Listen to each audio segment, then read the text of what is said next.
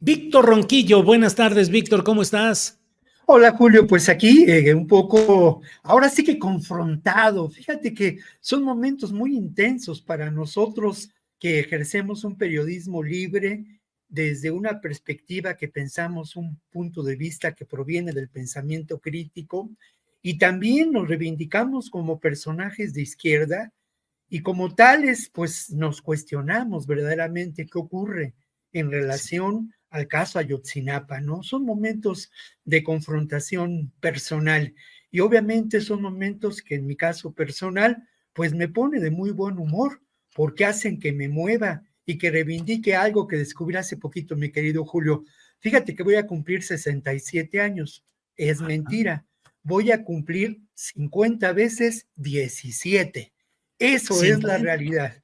50 Eso, veces muy bien. 17, así es. Ajá. Entonces, el ser confrontado, pues es algo que me alegra mucho, ¿no? Perdón, me excedí con esta reflexión personal y ni No, siquiera te saludé a ti, ni saludé al público, pero la verdad es que preparar el programa de hoy en relación al caso de Ayotzinapa me llevó a esa confrontación personal, querido público que nos escucha, y Julio que está con nosotros y que Ricardo pues pronto nos sí. acompañará. Confrontación personal, ¿eh? Oye, Víctor, ¿y qué resultado de esa confrontación? Porque en el fondo hay un pensamiento de izquierda, hay principios que uno sostiene, con los que ha vivido, y de pronto llega el momento en el cual conoces y reconoces la realidad de un gobierno que está luchando por cambiar la situación difícil, heredada y continuada a lo largo de estos años, muy difícil de cambiar en un sistema político, económico y social organizado para que no haya cambios profundos, para que no se permita, porque está la resistencia, la estructuración de esos grandes poderes. Y por otro lado, la lucha social, la izquierda social, los movimientos sociales, la reivindicación de demandas, la lucha contra las empresas extractivistas, la lucha en defensa del medio ambiente, de los derechos humanos. Y en este caso simbólico, el de Ayotzinapa, pues ahí está la definición, la confrontación interna, pero también la definición y la confirmación a veces de lo que uno piensa. ¿Cómo has transitado tú este camino, Víctor? Bueno, mira, lo primero es que he intentado a lo largo de estos años, de este sexenio, establecer puentes con el proyecto de la Cuarta Transformación. Mi definición política no está ligada profundamente al proyecto de gobierno de la Cuarta Transformación, pero sí con puentes hacia una perspectiva mucho más radical, mucho más de izquierda, mucho más humanista, pero que es resultado de un proceso, ¿no? Y bueno, obviamente me suscribo a esta izquierda social que de alguna manera, en el caso personal mío, pues ha trabajado en la defensa de los derechos humanos desde la perspectiva del ejercicio periodístico y vinculándome, además de ello, a quienes han sido unos aliados determinantes en el proceso de construcción de la información cotidiana y de la reflexión por mi parte, ¿no? Que son las organizaciones no gubernamentales. Y a partir de esa alianza y a partir de ese trabajo, pues he establecido, digámoslo así, tres líneas fundamentales, ¿no? Que son determinantes. Una de ellas es la defensa de los derechos humanos, otra de ellas es la perspectiva de un pensamiento crítico, resultado de una elaboración reflexiva con elementos académicos, y lo otro que es determinante, un compromiso humano con quienes pues no tienen voz. Y sí creo que son momentos de enorme confrontación, pero son momentos en donde además está muy claro que abatir y terminar con esta construcción de este proyecto de gobierno es difícil porque confrontas a un proyecto de gobierno que se da desde la conclusión de la Revolución Mexicana y que tiene diferentes momentos. Ahí sí, absolutamente de acuerdo con aquella reflexión de Vargas Llosa de la dictadura, de la dictablanda del PRI, ¿no? Y de la dictablanda que sigue manteniéndose en muchos espacios de resistencia. Sin duda, uno de esos espacios de resistencia es el ejército, las Fuerzas Armadas y diferentes ámbitos, Julio, de procuración de la justicia, de investigación de delitos, pero yo creo que tú como yo pues tenemos que seguir adelante con nuestro ejercicio sin temor a expresar estas realidades y al contrario, ¿no? Lo que también para nosotros esto no se hubiera dado hace algún tiempo en algún otro medio, ¿no? Difícil que habláramos de esta confrontación, lo cual, pues sin duda también es una buena noticia, Julio, para nuestra propia conciencia como periodistas y para nuestra ética personal en el trabajo cotidiano, ¿no? Víctor, gracias. Ricardo Ravelo, bienvenido. Buenas tardes, Ricardo. Buenas tardes, Julio. Un gusto saludarte, saludo a Víctor y también a la audiencia. Hoy nos avisó Guadalupe Correa Cabrera que había tenido un incidente de tránsito menor, cuestiones materiales solamente, pero tiene que hacer trámites, muy preocupada, envía sus disculpas a la audiencia por no poder estar con nosotros, pero entendemos plenamente y seguramente estará con nosotros la próxima semana. Ricardo, estamos hablando justamente del tema de la irrupción ayer en Palacio Nacional por parte de encapuchados que se presume que son parte del movimiento de los activistas en torno a la defensa por el caso de los 43, la respuesta del presidente de la República, en fin, todo este tema que está muy presente en estas horas en la polémica nacional. ¿Cuál es tu reflexión sobre este tema? Víctor Ronquillo y yo ya nos echamos aquí una develación de nuestras pero nuestras preocupaciones profesionales, nuestros puntos de vista, las reflexiones, el confrontar el ejercicio del periodismo, a pesar de que con frecuencia lo que digamos no sea lo que nuestra audiencia querría escuchar, y claro, siempre en medio de el mayor compromiso con nuestros principios profesionales y cívicos. Ricardo, ¿cuál es tu opinión? Sí, mira, lamentablemente esta situación pues se ha ido polarizando precisamente por la impunidad que envuelve el caso. Yo he sido un crítico de este gobierno y de otros, es decir, yo no hago periodismo militante ni simpatizo con ninguna corriente política. Creo que mi mejor aportación a la sociedad es mi trabajo lo más objetivo posible y con base en los elementos que pueda tener a mi alcance, ¿no? Es decir, fuera de eso, no simpatizo absolutamente con la política. La cuestiono porque vivo en un país que está sumido en una crisis de seguridad muy fuerte, que es el tema que yo sigo y he seguido por años. Y esta situación de ayer es muy lamentable. Yo creo que sí se debe hacer una investigación porque más allá del hartazgo, la impotencia que envuelve a los deudos de los estudiantes de Ayotzinapa, me parece que no, el camino no es la violencia, y menos ir a Palacio Nacional a derribar una puerta. Yo creo que hay caminos legales que se tienen que explorar, que se tienen que explotar, y ahí están, lamentablemente, la investigación pues se quedó hasta ahora sin dar respuesta a las preguntas centrales, ¿no? ¿Qué pasó con los estudiantes? Y sobre todo el tema de la impunidad que ha envuelto a los militares también que participaron en este caso. Como ya no les hacen caso, o ya no hay respuestas, o todo indica que el caso Ayotzinapa será trasladado a la siguiente administración, pues bueno, los padres siguen exigiendo justicia, una justicia que pues por ahora no llega.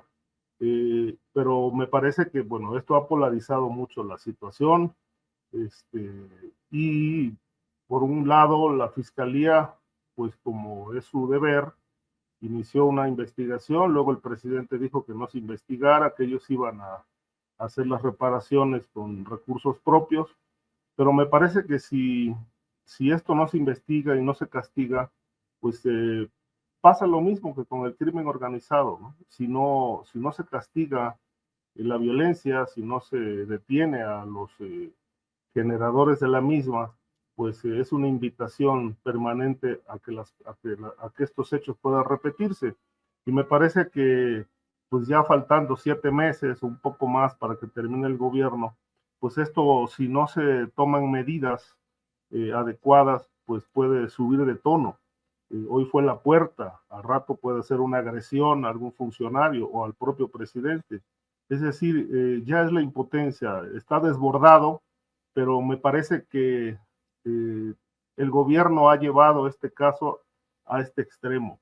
Es decir, tampoco se les puede culpar de todo a los padres. Es decir, no se les aprueba la acción, pero cuando la gente está impotente, digamos que ya no es escuchada en sus demandas y que prácticamente ya las puertas del palacio se cerraron para ellos, porque pues así se entiende, entonces vienen este tipo de acciones, viene la fuerza, y creo que esto de no atenderse por la vía legal, pues puede generar acciones todavía más virulentas.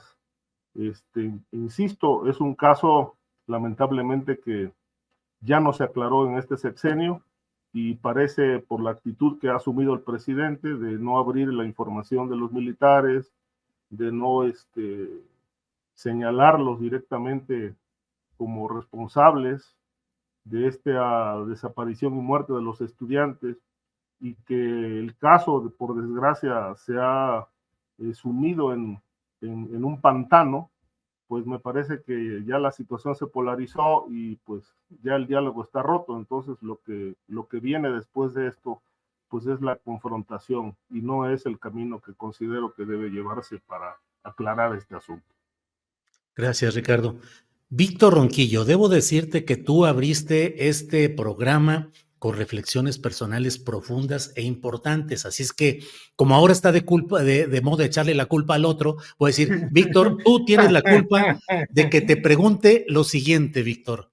Después de leer, escuchar, analizar, reflexionar todo lo que ha pasado a lo largo de este tiempo en el caso Ayotzinapa, en el que, según mi punto de vista, no se ha llegado a la verdad, no se ha llegado a la justicia, es mi punto de vista, pero eso es aparte.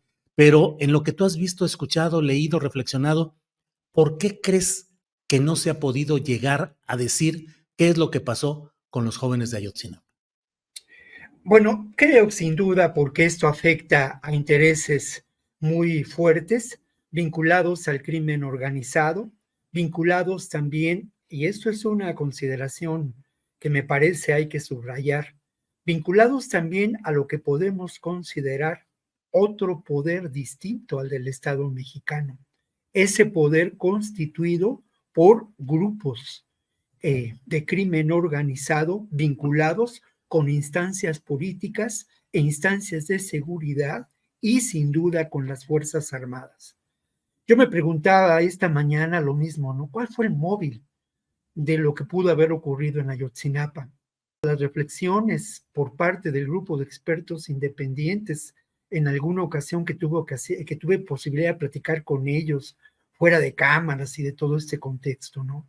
Y ellos, Clara Buitrago aseguraba, me dijo claramente, que no habían encontrado a lo largo de la investigación que habían realizado, ya estábamos de cara a la presentación del sexto informe, un solo elemento que vinculara a los estudiantes con el crimen organizado, aunque sin duda hay que recordar que hay vínculos, lamentablemente, entre el grupo de Guerreros Unidos, que se infiltraron a la normal de Ayotzinapa, según investigaciones de la Comisión Nacional de Derechos Humanos, en un informe presentado también hace algunos años. Lo otro que es importante, ¿no? En cuanto a ese móvil, ¿qué participación tuvo no el ejército como institución, pero qué participación tuvieron mandos destacados, importantes en los hechos de Ayotzinapa, por omisión, por complicidad, y qué participación tenían en el negocio del tráfico de drogas, del tráfico en esos momentos de heroína hacia Chicago, de acuerdo a los elementos que ya conforman el caso. Es muy importante saber esto, y es muy importante saber hasta dónde llega esa red de complicidades de la cual poco sabemos. Sí tenemos información de qué pudo ocurrir con los estudiantes divididos en 3 grupos, algunos de ellos todavía sobreviviendo 2 o 3 días después, posiblemente sepultados en fosas clandestinas, algunos de ellos quizá también incinerados, ¿no? En una funeraria de Chilpancingo, son elementos que están en los diferentes informes, ¿no? Lo que estoy diciendo, pero de lo que no tenemos información es de cómo operó esa red de complicidades entre el Grupo de Guerreros Unidos, entre el propio ejército y con la participación sin duda de fuerzas policíacas municipales y federales. Hay un hecho también incontrovertible. El ejército y el CICIEN tuvieron información de lo que ocurría e informaron a sus distintos mandos en el mismo momento en que ocurrían los hechos. No hubo una intervención, todo lo contrario, hubo una intervención para atacar al grupo de estudiantes, ¿no? Hubo 3 distintos ataques. En fin, esa es información de la que ya se conoce. Pero la gran pregunta es, en esta red de complicidades, ¿qué participación tuvieron los altos mandos del ejército? ¿Cómo se beneficiaron del negocio del tráfico de heroína hacia Estados Unidos, ¿no? Y algo que es muy importante también subrayar y que es rescatado de toda esta información, lo que podemos considerar las diferentes instancias de seguridad, tanto estatales como federales en Guerrero, tenían conocimiento de lo que pasaba en Iguala, sabían muy bien de la actuación y del involucramiento de Abarca, sabían muy bien de la penetración del crimen organizado, de sus vínculos con caciques, pero ¿por qué no actuaron? Pues sin duda por omisión y por complicidad, ¿no? Todo esto, pues es importante decirlo. Y luego lo otro, Julio, bueno, si quieres lo hago en otra ronda, Sí. pero yo también esta mañana recordaba mucho, pues mi relación personal con Vidulfo Rosales y con Mario Patrón. Y sí Sale. quiero hablar de ello, porque Sí. me parece, ya que hablamos de lo personal, sí quiero hablar de mi relación con ellos y de cómo he trabajado con ellos a lo largo de los años, ¿no? Entonces Sí, sí me Víctor. gustaría. Sí, Víctor, en la siguiente ronda, con mucho gusto, Víctor.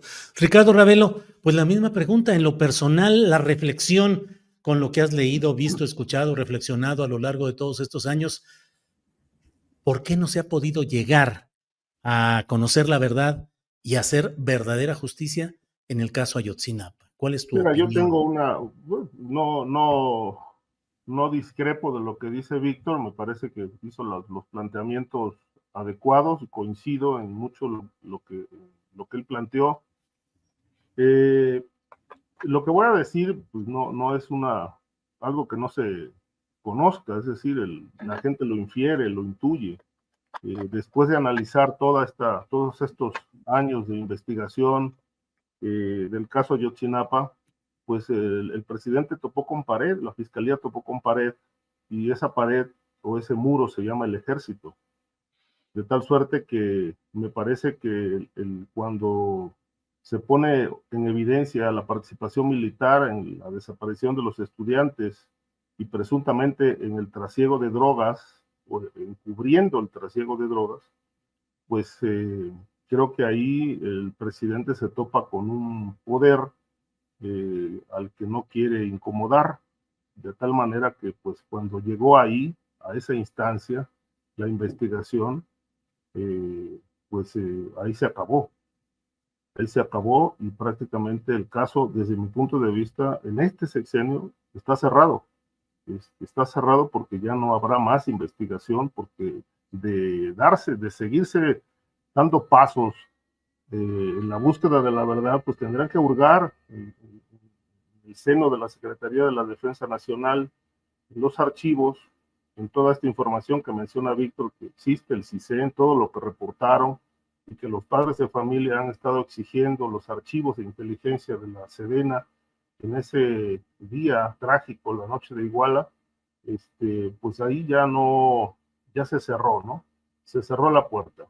Y lo más grave desde mi punto de vista es que el presidente va a pasar a la historia como el principal encubridor de los militares, en este caso. Por esa razón no se esclarece el asunto, porque hay que encarcelar a militares, y obviamente encarcelar a militares es abollarle el honor a los soldados, y sobre todo a una institución que el presidente pues ha ha considerado clave para su gobierno, que lo hemos visto con todas las concesiones que le ha otorgado, de tal manera que, bueno, todo lo que atente o ponga en evidencia la honorabilidad del ejército, pues queda totalmente cancelado.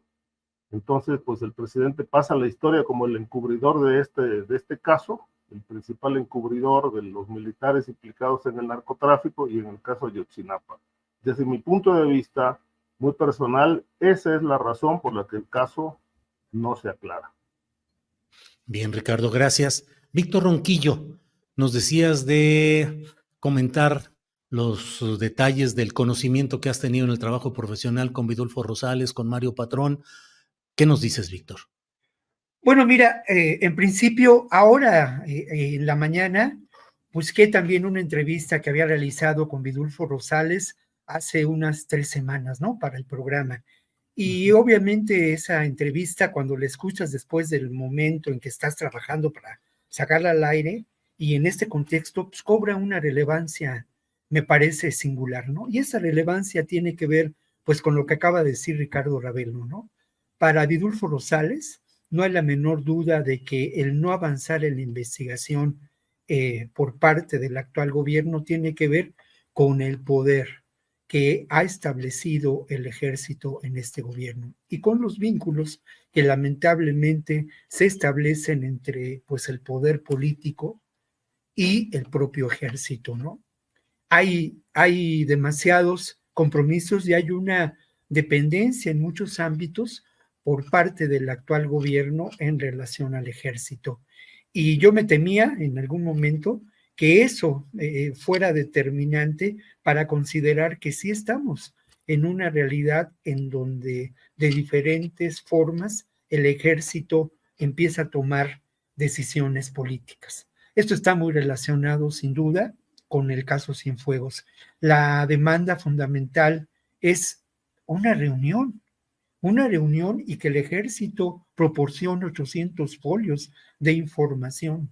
Una reunión en la que no solamente participen los padres, en la que participen los abogados y también participe una instancia internacional. Eso es la demanda esencial que lleva a esta protesta, ¿no? Ya los elementos de provocación que pueden darse, la participación de otros agentes, es de considerarse, pero no quiero agotar mi tiempo en relación a ello, sino más bien hablar. A Vidulfo Rosales yo lo conocí hace 20 años o 25, trabajando en la zona de la montaña como un joven abogado defendiendo a los suyos, con un enorme compromiso. Una persona de origen indígena, arraigada profundamente a sus valores culturales, una persona que además tenía la capacidad de vincularse con esos grupos pues totalmente marginados y darles voz. Yo en esos momentos resulté muy conmovido por la formación de Vidulfo Guerrero y por su compromiso con los suyos, ¿no? Nos hicimos amigos en ese entonces y me parece que es una amistad que se ha mantenido a lo largo de los años. Con Mario Patrón la historia es similar. Yo a Mario Patrón lo conozco desde la época de los campesinos ecologistas. Él en ese tiempo era abogado del Centro de Derechos Humanos Miguel Agustín Pro, egresado de la Universidad Iberoamericana, y su compromiso con ellos fue fundamental. La defensa que lograron, la información que en relación al caso Digna Ochoa dieron a conocer en distintos momentos de la vida, en el ejercicio profesional, pues he compartido con Mario Patrón una perspectiva y estoy convencido también de su ética, de su compromiso, lo mismo que en el caso de Vidulfo. Como director del Centro de Derechos Humanos Miguel Agustín Pro, Mario Patrón continúa una labor fundamental para la construcción de la cultura de los derechos humanos en este país y generó o continuó este proyecto, ¿no? Del Centro Pro, que ha sido como un semillero verdaderamente de esta cultura y de defensores de derechos humanos, ¿no? En otro momento, Mario Patrón fue presidente de la Comisión de Derechos Humanos del Distrito Federal y su labor fue enormemente significativa, defendiendo otra vez a los más vulnerables, a los más pobres en esta Ciudad de México a partir de las demandas, ¿no?, de estos grupos, de las recomendaciones. Fue una actuación francamente muy, muy respetable por mi parte, ¿no? Y tampoco puedo negar, y estoy orgulloso de ello, de mi vinculación con este grupo de defensores de derechos humanos, del cual forma parte Abel Barrera, vinculados desde hace muchos años, sin duda, con una parte de la Iglesia Católica que es enormemente progresista. Yo tuve el gusto de trabajar en la Universidad Iberoamericana cuando David Fernández, uno de los promotores de la cultura de derechos humanos en México, director, uno de los primeros directores del Centro de Derechos Humanos, Miguel Agustín Pro, fue rector de la Universidad Iberoamericana, ya había sido rector del ITESO y del rector de la Universidad Iberoamericana Puebla. El compromiso social, otra vez, la intención de David, y algo que es una metáfora, pero es una realidad. David logró en su momento, a lo largo de su gestión como rector, que la Universidad Iberoamericana adquiriera tonalidades distintas al blanquito y al güerito. Llegamos muchos otros, ¿no?, que correspondemos a otras vivencias, que provenimos de diferentes ámbitos sociales y económicos a la Universidad Iberoamericana, ¿no? Y todo esto a mí digamos, es parte, ¿no?, de lo que mencionaba yo como la confrontación. Sin duda, hay elementos de provocación, pero, Sí. pero no puedo yo aceptar que se reduzca esta demanda de justicia a una provocación planteada desde la derecha. Claro que conviene a ellos en este momento, claro que nos encontramos en un momento determinante y el lugar común dice que en política no hay coincidencias, pero la realidad ahí está, ¿no? Ahí está la realidad. Bien, Víctor, antes de seguir adelante con otros temas, déjame nada más compartir este tuit, este mensaje en X, que es uno de los muchos que están surcando en estos momentos las redes, nuestro propio chat. Dice Cris G, dice, ojalá este tipejo Vidulfo Rosales termine en la cárcel por provocador, violento, abusivo, intimidador, es un porro nefasto, detestado por la mayoría del pueblo mexicano. Veremos quién los apoya, pero con nosotros perdieron todo. Buscadores de violencia y sangre. No más 43. No más Ayotzinapa. Pongo esto como ejemplo de una narrativa que está presente en las redes sociales de manera intensa y en la cual se ponen fotografías de Vidulfo diciendo conózcanlo, intentó atentar contra el presidente López Obrador, personaje nefasto, hay que hacer justicia contra él y una serie de cosas parecidas, Víctor, Ricardo. A mí me parece, simplemente como periodistas hemos vivido y conocido etapas similares en las cuales se desatan campañas de estigmatización que buscan ir encubriendo otro tipo de cosas. Me llama la atención la idea de no más 43, no más Ayotzinapa, es decir, cerremos el caso, olvidémonos. Ya lo importante no es Ayotzinapa ni los 43, lo importante es el portón, la irrupción en Palacio Nacional y el personaje nefasto y castigable del tal Vidulfo Rosales, corrupto, violento y no sé cuántas cosas más. Es una narrativa que hemos visto muchas veces. Ricardo Ravelo, si tienes algo que agregar sobre este tema y si no, tenemos también el de lo que ha sucedido en el ámbito de los abusos y novatadas en las Fuerzas Armadas con este tema de los cadetes ahogados y la consignación de un mando militar por desobediencia y otros temas, pero no necesariamente por homicidio. Lo que quieras, si tienes algo que agregar a lo que hemos Bueno, es hablado. un tema, este discurso de odio, digamos, me parece muy lamentable que se esté desatando en redes. Digo, una puerta se repara en horas, pero el tema de la justicia con los estudiantes pues ya lleva muchos años y no se aclara. Es decir, esto ha sido como un instrumento de juego. Primero, en el sexenio de Peña Nieto, pues se encubrió al ejército también. Obviamente nunca lo involucraron como un elemento que estaba ahí latente en la participación directa de la desaparición y muerte de los estudiantes.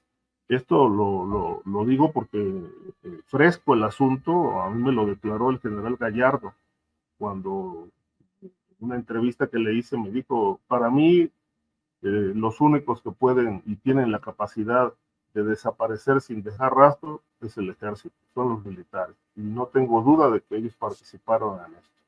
Obviamente en aquella investigación que conocemos, que fue tan desasiada como la que llevó a cabo la PGR de Murillo Karam, pues el ejército no formó parte de ninguna línea de investigación, es decir, hubo omisiones muy graves para no entrar en ese terreno. En este nuevo sexenio, que se dijo, pues se iba a adentrarse a fondo en la indagación para aclarar el asunto, fue un compromiso de campaña, hay que recordarlo. Pues bueno, al final terminó en la misma posición que el gobierno de Peña Nieto, no tocan al ejército, de tal suerte que bueno, es más importante, como dice Víctor, el poder y las complicidades que se han tejido con los militares que la justicia en el caso Ayotzinapa. Bien, Ricardo. Bueno, creo que Víctor, creo que con esto podemos redondear nuestro análisis y comentarios sobre este tema. Ricardo, ¿qué opinas sobre este hecho de las novatadas, la muerte de cadetes y la respuesta de la autoridad militar? Ricardo. Sí, esto es muy grave, es decir, estaban en unas prácticas estos 11 jóvenes que iban a ingresar a la Guardia Nacional y bueno, pues terminaron ahogados algunos, creo que de 6 o 7, y bueno, hay una investigación que pues abuso de autoridad, negligencias y demás, y no se descarta, lo dijo el propio secretario de la Defensa Nacional, que haya sido consecuencia de una novatada. Es decir, ahora este mando militar pues será llevado a juicio quizá, o a juicio por parte de la justicia militar por los delitos que ya se le imputan, pero la verdad es que, bueno, no recuerdo un caso de este tipo los años anteriores, ¿no? Donde, pues, por negligencia, por desconocimiento, por relajamiento de la disciplina, por cualquier razón, pues hayan perdido la vida estos jóvenes que, pues, eran promesa para la Guardia Nacional. Yo creo que, pues, cualesquiera que haya sido la causa de la muerte, yo creo que se tiene que investigar a fondo, porque hechos como estos no se pueden repetir. Es decir, creo que sí se impone una esclarecimiento y una explicación de qué pasó con estos jóvenes en Ensenada que estaban realizando prácticas, ¿no? Y sobre todo, cuál fue el papel, o sea, qué pasó con la persona que estaba al mando de ellos. Todavía no conocemos detalles, ¿no? Porque hay dos hipótesis, pudo haber sido, como dijo el secretario, abuso de autoridad o bien una novatada, ¿no? Pero bueno, creo que de esto ya nos estarán diciendo los pormenores conforme la investigación avance en este caso. Bien, Ricardo. Víctor Ronquillo, ¿qué opinas de este tema? Siempre se ha hablado de la violencia interna en este tipo de actos, de novatadas, y bueno, hasta una película, un documental ha habido recientemente, y bueno, ahora están estos hechos. ¿Qué opinas, Víctor? Bueno, lo primero es que no están, digámoslo así, desligados los dos temas, ¿no? Que nos ocupan esta tarde, bueno, los dos primeros temas que nos ocupan. Sin duda, en ambos casos encontramos también esta complicidad que se establece en los gremios de protección cuando se dan hechos que tienden a lo criminal, a la violencia, ¿no? Este tema, pues bien podría ser asunto, ¿no? Para tratarse en un documental o en una película de ficción, en donde encontramos como un elemento central esta mentalidad violenta que priva en diferentes espacios de la formación de los militares, ¿no? O sea, esto es una evidencia muy clara de esa complicidad establecida en el gremio, y ocurre también en el caso de los médicos, ocurre también en el caso de los periodistas, en muchos gremios. Pero lo que es singular es esta perspectiva de ejercicio del poder y este ejercicio también de la participación y la adhesión a un grupo que desarrolla prácticas extremas de violencia. Si quieres pertenecer a ello, tienes que pasar las pruebas. Y una de las pruebas consiste ni más ni menos en jugarte la vida. Yo pasé por esas pruebas y por tanto te determino a que lo hagas, ¿no? Yo me he preguntado en muchas ocasiones, cuando me ha tocado pasar algún retén de madrugada en una carretera desolada rumbo a San Luis Río Colorado, viniendo de Ciudad Obregón, manejando un bochito alquilado, pues además del temor que da esta realidad, el encontrarme un retén y encontrarme jóvenes que provienen o que en ese momento eran parte del ejército mexicano, ¿no?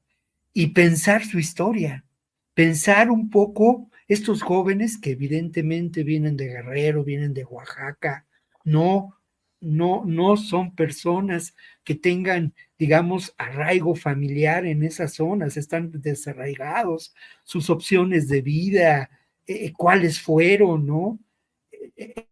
El encontrarse en ese momento, en ese lugar, pues así como yo, pues posiblemente víctimas de un inesperado ataque por parte de grupos armados, del crimen organizado, ¿no? Y ahora encuentro un poco en una de las historias de las personas que lamentablemente perdieron la vida en estos hechos ligados a la escuela de formación para ingresar, al centro de formación para ingresar a la Guardia Nacional, pues la historia de ellos, ¿no? Jóvenes sin muchas opciones en la vida, jóvenes que provienen pues de sectores muy depauperados y que encuentran una alternativa inscribiéndose en estos espacios, ¿no? Sí, sí, es muy triste, pero creo que nos revela claramente también el por qué, además de muchas otras razones de índole concreta, el por qué no se llega al esclarecimiento del caso Ayotzinapa en relación a los mandos del ejército que pudieron participar por esa mentalidad de cuerpo, ¿no? Por esa complicidad. ¿Cuál puede ser el final del documental o la película sobre esta historia? Es ya previsible, ¿no? La absoluta complicidad, el absoluto silencio y posiblemente algún crimen que se vaya a cometer en el futuro en contra de aquellos que se atrevieron a denunciar ante los familiares lo que había ocurrido. Los echaron al mar cuando había bandera roja que indicaba a una alto oleaje en Ensenada. Un verdadero crimen, pero que corresponde, insisto, mucho a esa mentalidad. También se avanza poco por esa mentalidad en relación a la guerra sucia o al terrorismo de la década de los años 60 y 70, ¿no? Sí. Víctor, gracias por tu comentario. Ricardo Ravelo, les voy a pedir a ambos nos den sus comentarios acerca de los proyectos o primeros planteamientos o detalles de las políticas de seguridad que implementarían, que desarrollarían las candidatas presidenciales en caso de llegar al poder, tanto Xóchitl Gálvez como Claudia Sheinbaum. Xóchitl Gálvez, muy llamativo el punto de su propuesta de una megacárcel que asuste a los delincuentes, y del lado de Sheinbaum, pues la reiteración de que deben atacarse las causas y no el recurrir a medidas punitivistas de ese calibre. En fin, tu opinión, Ricardo, por favor. Híjole, es que en ninguno de los dos planteamientos es convincente. Es decir, la megacárcel, pues bueno, esto apunta a una acción de uso excesivo de fuerza, al estilo Calderón con su guerra, para enfrentar un flagelo tan pernicioso como el crimen organizado, que, como sabemos, y ahí están los resultados, aquí lo hemos debatido, no ha dado resultados, no dio resultados. Hoy todavía nos seguimos preguntando qué fue lo que Calderón combatió durante 6 años de la guerra, en un gobierno monotemático, donde no se habló absolutamente de otros temas más que de la guerra, la guerra y la guerra. Sin resultados. Los cárteles terminaron con un pleno dominio continental. Ya no hay cárteles nada más mexicanos, la mayoría tienen controles y dominios continentales, de tal suerte que, bueno, este ensayo de la guerra, lamentable, muy lamentable por la cantidad de muertes y la impunidad que se prohijó entonces, y las complicidades con el crimen organizado, como lo ilustra el caso García Luna, pues bueno, dan cuenta de que este ensayo terminó en un verdadero fiasco. La otra propuesta de Claudia Sheinbaum, pues, va por el estilo, es decir, es el otro extremo, el no uso de la fuerza y el combate a las causas. Esas causas que yo no termino de entender y que a mí me parecen inverificables, porque a 5 años, un poco más de 5 años de gobierno, ya tuviéramos algún resultado en materia de seguridad pública, por lo menos en esto que el presidente subrayó y reiteró tanto, que uno de sus objetivos centrales iba a ser serenar el país. Obviamente no se logró. Claudia apuesta por una continuidad de las políticas. Yo no le veo nada nuevo en su propuesta, sino la continuidad del proyecto de López Obrador. Es decir, un nuevo gobierno que nada más cambia de figura, pero que sigue con las mismas políticas, no obstante sus fallas. Lo que se ha planteado, y creo que se le ha dicho y se han cuestionado estos puntos, es que Claudia Sheinbaum debe de replantear la política de seguridad. Es decir, el solo eje de la atención de causas, el fortalecimiento de la Guardia Nacional y mantenerla, el fortalecimiento de las policías municipales y su saneamiento para que sean eficaces, me parece que es insuficiente. Es decir, corremos el riesgo de perder otro sexenio sin enfrentar directamente el problema central que se llama la corrupción institucional. Claudia habló de que ahí donde haya un corrupto no podrá haber eficacia en el combate criminal. Pues bueno, creo que el punto será que tendrá que barrer las fiscalías de los estados, tendrá que barrer ampliamente al interior de las policías para poderlas sanear y sobre todo enderezar una política antimafia que vaya al punto nodal, al punto central, que es el tema financiero y la corrupción, es decir, la narcopolítica. Yo planteo que estas políticas de atención a las causas se pueden mantener, porque de alguna manera, bueno, tarde que temprano podrán dar algún resultado.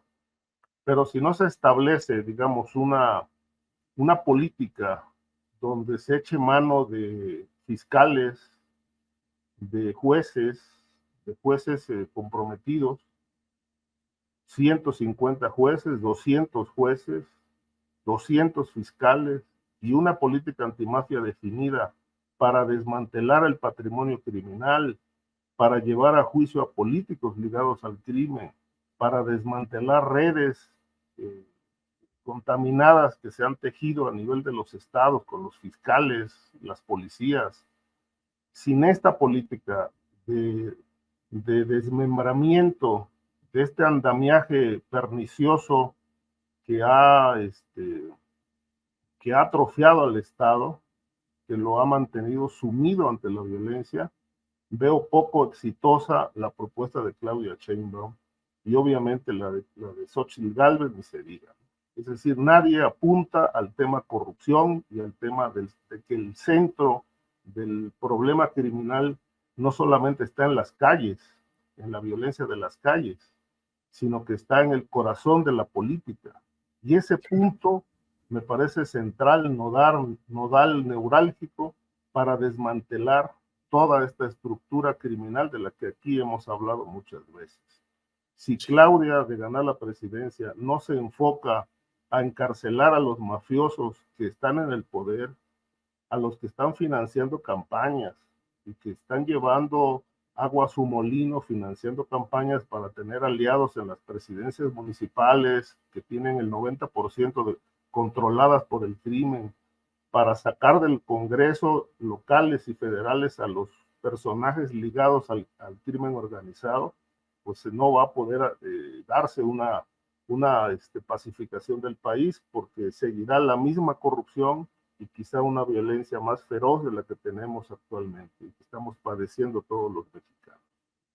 Bien, gracias, Ricardo. Víctor Ronquillo, por favor, tu comentario y análisis sobre las propuestas de seguridad de las dos principales candidatas, de las dos candidatas a la presidencia de la República. Por favor, Víctor.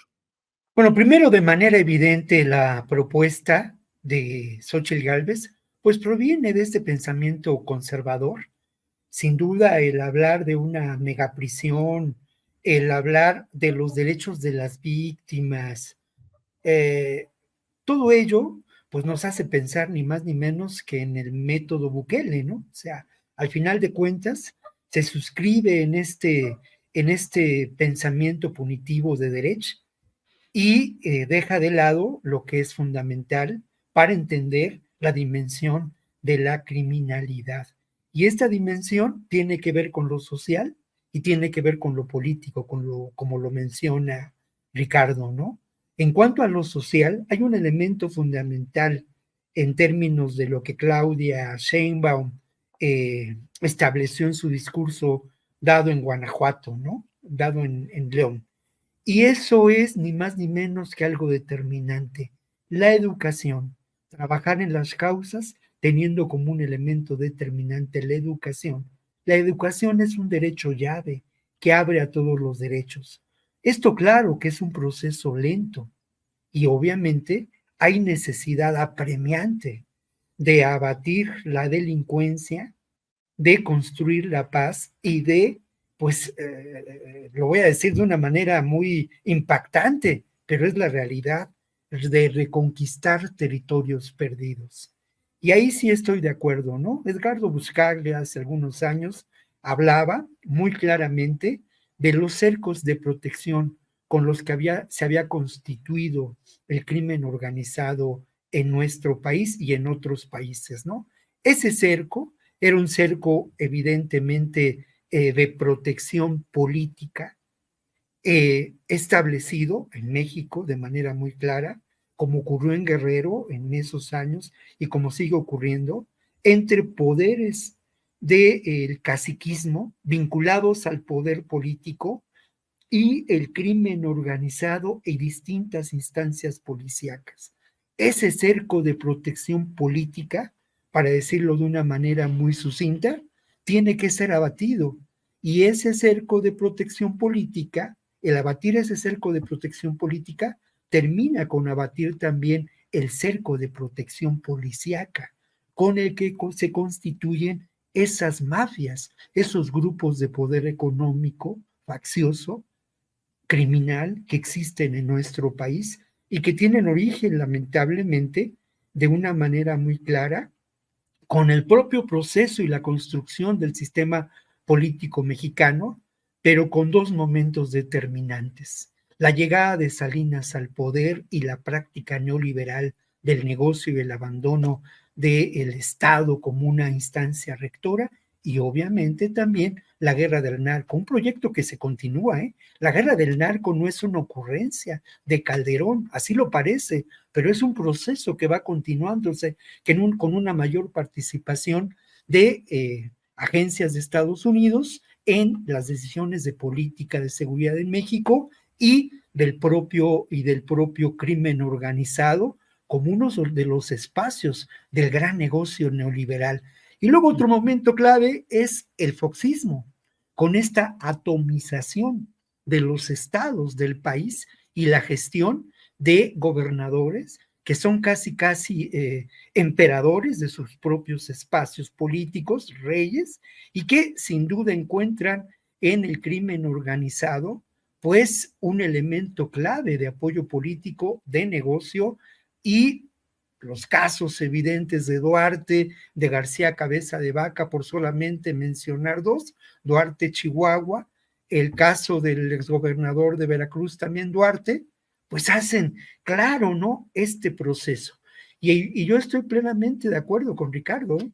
Tiene que haber, y eso lo ha mencionado Claudia Sheinbaum, y me parece que es determinante, un auténtico trabajo de inteligencia para desmontar todas estas redes de complicidad. ¿Será posible cuando estas redes son fundamentales para el actual sistema político mexicano? Es parte de un proceso. Y lo otro que yo rescato mucho de la propia gestión de Claudia Sheinbaum en la Ciudad de México, pues es el atacar a los focos de violencia, generadores de violencia. Aquí se hizo en términos del narcomenudeo con resultados que pues de alguna manera lograron abatir y disminuir las cifras de homicidios en la Ciudad de México, que eran enormemente altas. Y algo también muy importante, ¿no? El trabajar por el fortalecimiento de las policías. Aquí lo logró Claudia Sheinbaum, hay que mencionarlo. Y ese fortalecimiento de las policías, que tuvo que ver en muchas ocasiones con mejoras salariales a esos policías, con una formación y algo que fue importante, con bemoles, y es decir, tendríamos que hablar mucho de ello, ¿no? Pero hubo una dignificación de la gestión de la policía en el gobierno de Claudia Sheinbaum. Esto me parece que también es importante.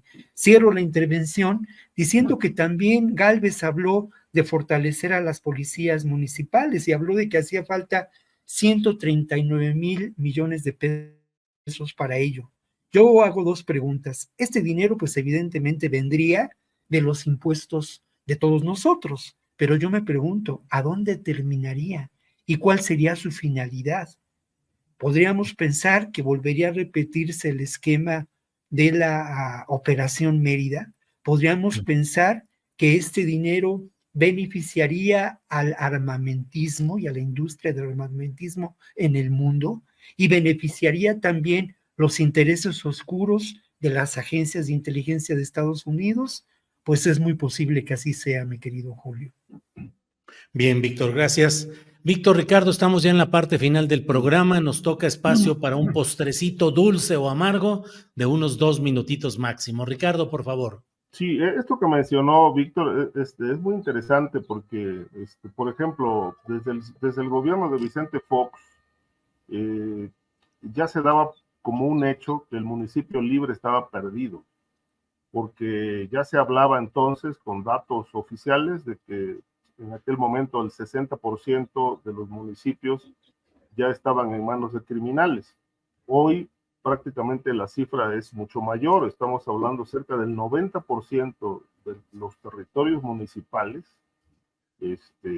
están gobernados por figuras que tienen algún vínculo con más de una veintena de tipologías delictivas, ya secuestro, ya el cobro de piso, el tema del tráfico de drogas, teniendo como brazo operativo a las policías municipales, ¿no? Porque en muchos casos los comandantes de las policías municipales hacen el papel de jefes de plaza de algún grupo criminal.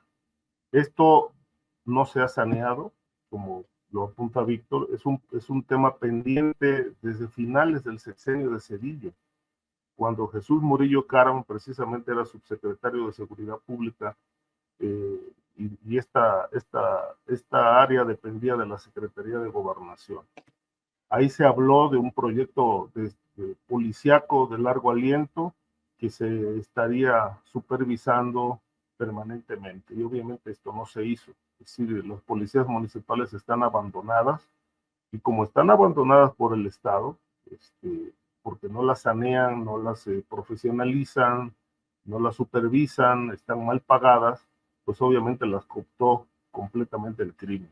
Yo creo que cada estructura policíaca en cada municipio es un mini cártel o una célula criminal que cobra un salario por parte del gobierno y al mismo tiempo recibe cochupos, sobornos del crimen organizado. Entonces, esta parte de cómo rescatar el municipio libre me parece que sería un primer punto a considerar en la nueva política criminal de quererse ir al fondo de todo esto, ¿no? Y sobre todo establecer investigaciones muy puntuales contra los alcaldes, porque muchos, como mencionó Víctor en el caso de Guerrero, muchos son miembros de la delincuencia que están gobernando y al mismo tiempo delinquiendo. Claro. El otro aspecto es el arriba, es decir, el asunto de la protección a nivel federal y sobre todo esto que se ha mencionado del financiamiento sucio de las campañas a las que no se les ha puesto dique de contención. El dinero sucio circula y obviamente se entremezcla con dinero bien habido y mal habido, de tal manera que, bueno, la política hoy se hace con dinero, ya no se hace tanto con propuestas, ¿no? Gana el que tiene más dinero y el que invierte más, y obviamente ahí se abren las puertas para el dinero sucio en la política.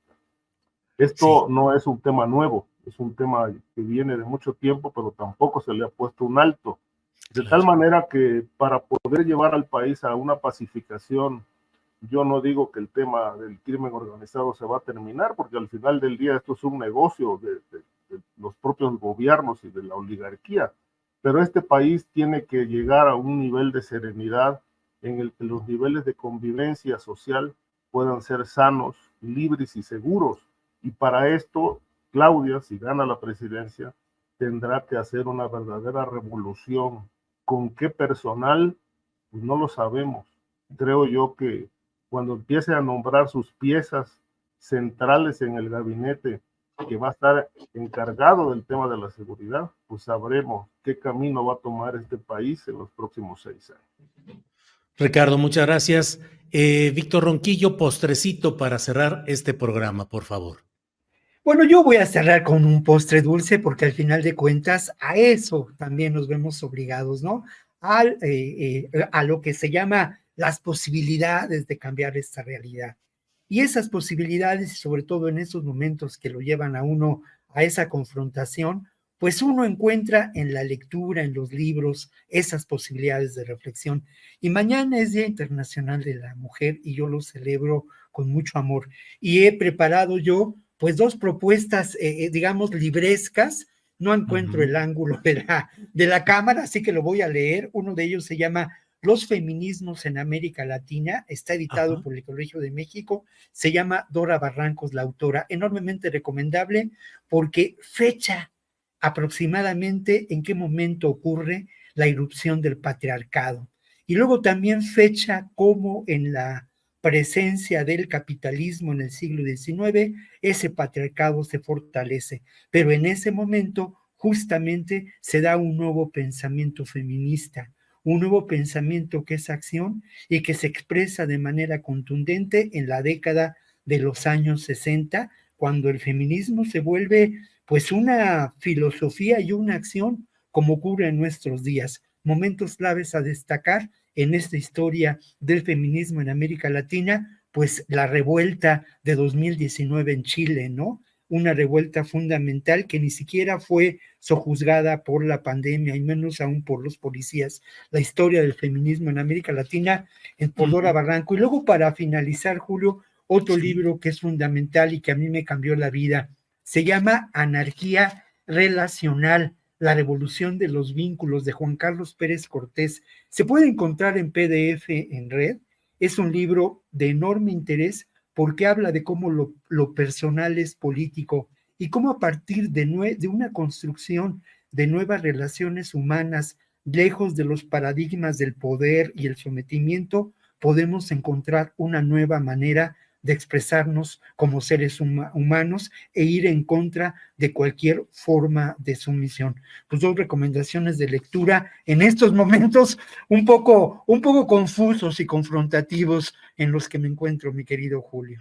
en los que nos encontramos, querido Víctor, en los que estamos, Ricardo. Ay, Así pues, es. sí, ¿Cómo la ven? Para Bueno, estos tiempos convulsos, una buena lectura. sí. Bueno, pues muchas gracias a los dos. Gracias, Víctor. Gracias, Ricardo. Nos vemos la próxima semana. Gracias por todo. Hasta Buen fin de semana.